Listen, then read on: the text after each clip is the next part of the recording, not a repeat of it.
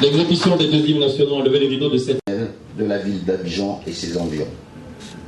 Nous allons également offrir des excursions sur Green Valley, sur la route d'Alépé, où se mêlent tourisme et agro-tourisme à la découverte de la culture des BA et du cacao. Grand bassin qui n'est plus à démontrer et grâce au nouveau pont que nous avons, Jacques Vie. Des billets d'avion seront également offerts par voie de concours pour découvrir les régions suivantes: San Pedro, Boaké, Korogo, à travers des packages dédiés à cela. Cette offre, je le précise, est valable pour un mois à compter de ce jour. Monsieur le ministre du Tourisme, Mesdames et Messieurs, comment puis-je terminer mon intervention sans dire un grand merci aux opérateurs du secteur du tourisme. Chers opérateurs, comme j'ai coutume à le dire, nous existons grâce à vous. Nous ne sommes pas là pour vous, nous sommes là que pour vous accompagner et définir ensemble les axes et la stratégie de promotion de la destination. Merci pour votre disponibilité et votre engagement à relever les défis qui se dressent sur le chemin du repositionnement de notre destination.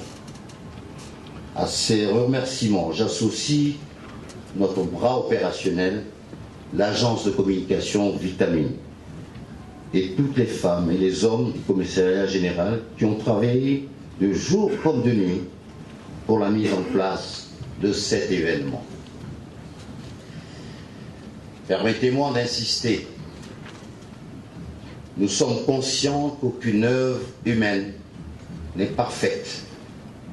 Le commissariat général, par ma voix, voudrait présenter dès maintenant ses excuses pour les désagréments et les manquements qui pourraient éventuellement survenir. Sur ce, je voudrais vous souhaiter un bon voyage dans la diversité. Nous avons un slogan, Côte d'Ivoire, voyager dans la diversité pour découvrir un nouveau soleil. Je vous remercie.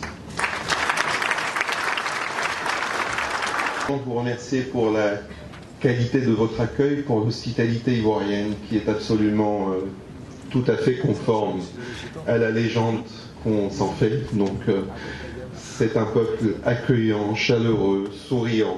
Nous sommes, c'est mon premier déplacement en Côte d'Ivoire et j'en ressens beaucoup de bonheur et de plaisir. Donc merci pour cette hospitalité, pour ce que vous êtes.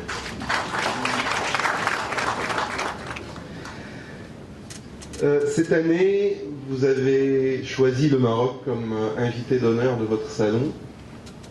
Nous sommes extrêmement honorés de cette distinction.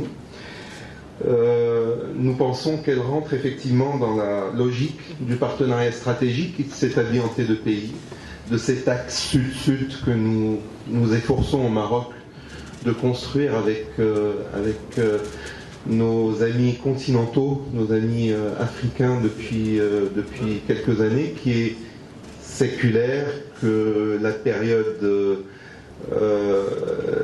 du XXe siècle, du début du XXe siècle, un petit peu interrompue, mais que nous pensons maintenant qu'il faut redynamiser. Et donc ce partenariat stratégique rentre tout à fait dans ce qui a été scellé par nos deux chefs d'État, Sa Majesté Hassan II et son Excellence Alassane Ouattara.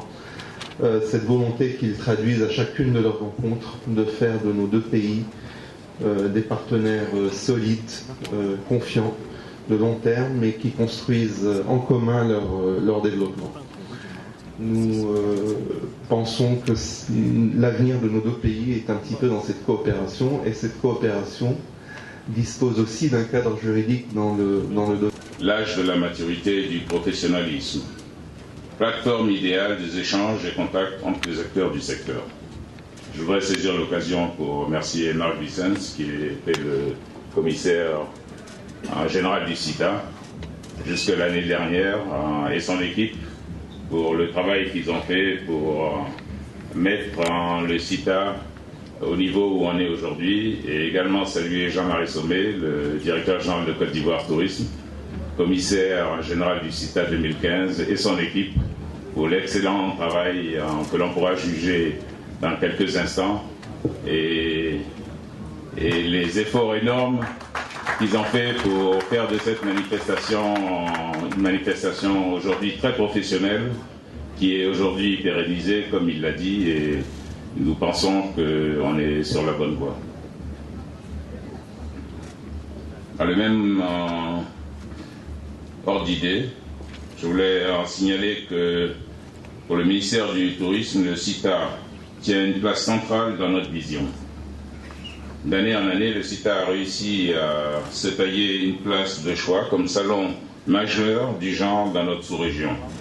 Au lancement du CITA 2015, je disais qu'il serait approprié d'examiner la possibilité d'évoluer vers un salon ouvert aux pays de l'UMOA, dont je salue la présence ici, puisque l'UMOA tenait ces 2 derniers jours un séminaire à Abidjan, voir la participation effective dans d'autres régions d'Afrique.